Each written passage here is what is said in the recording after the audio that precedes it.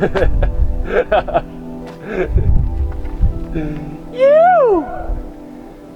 Oh man.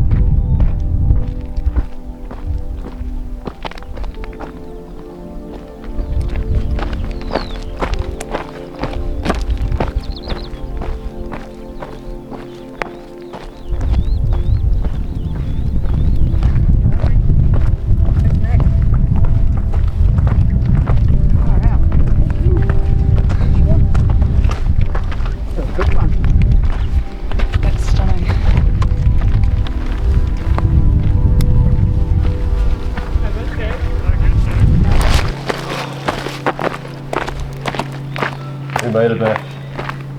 We made it.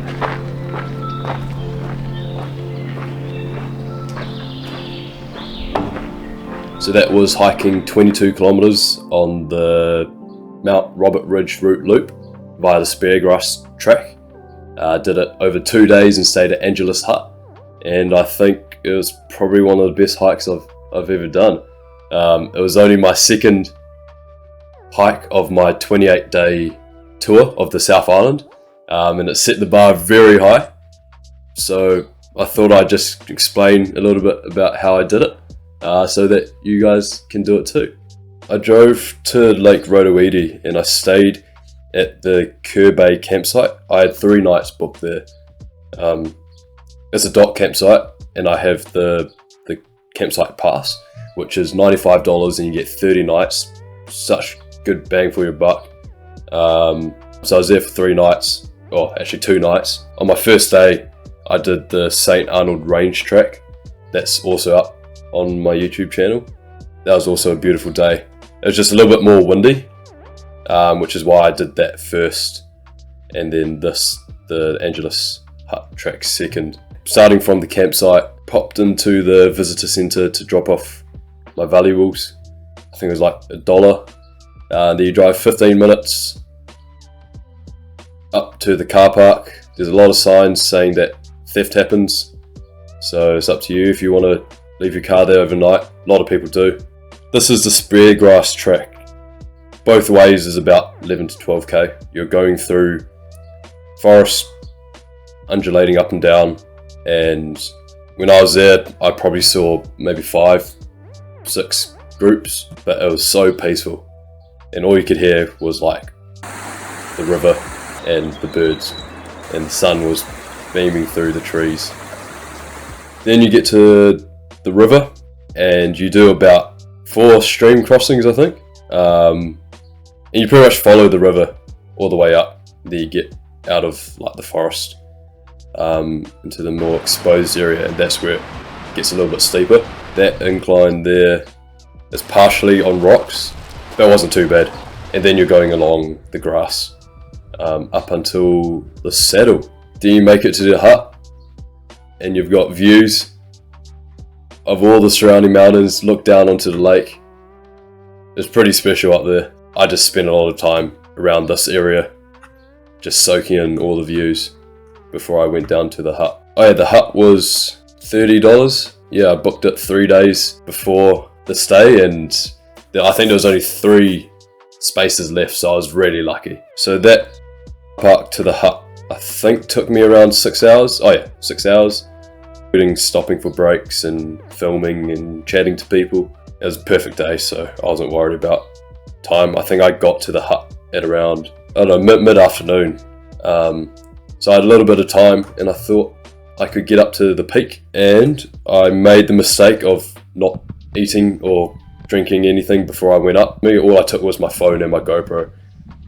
Big mistake. I also thought it would be a good idea to run it, and I started running to about here, and that's where the path sort of disappeared, and it was a climb up rocks. Couldn't really see the path, so I was just using all trails to make my way up. Luckily people had put stone towers, so followed that, but it was a battle. I got, I think, about 150 meters from the top, and I had to call it because I was feeling super faint. I was so hungry and thirsty. I generally thought I was gonna pass out, and there was no one else up there at the time, so I decided to turn back.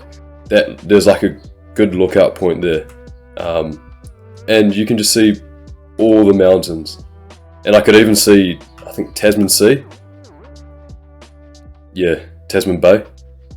But I just felt like the freest man on earth, even though I was like battling for my life.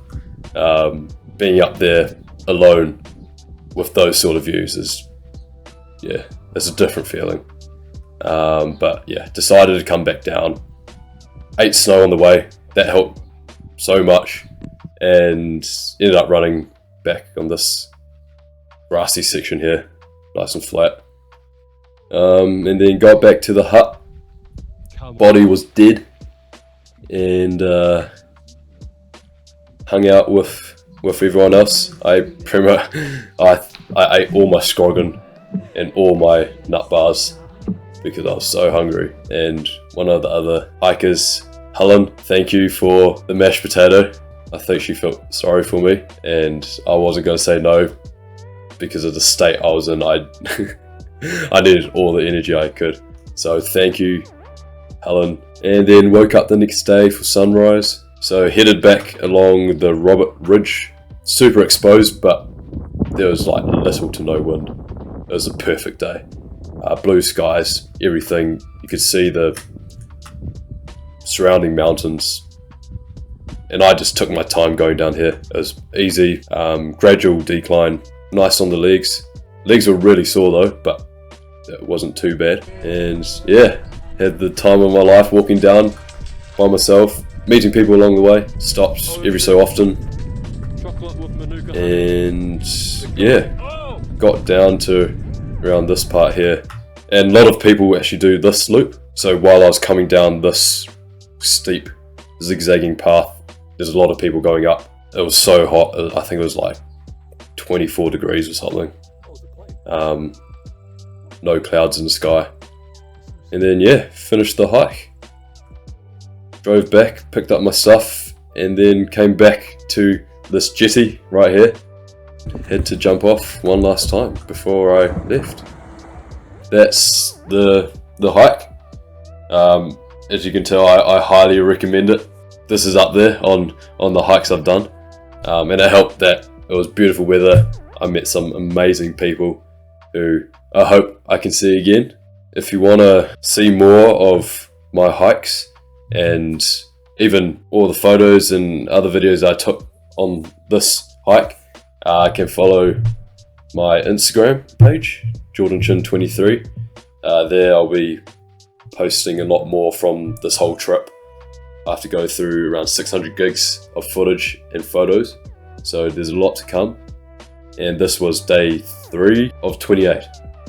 So I hope to see you guys there, and yeah, go do this hike. It's a goodie. See you in the next video.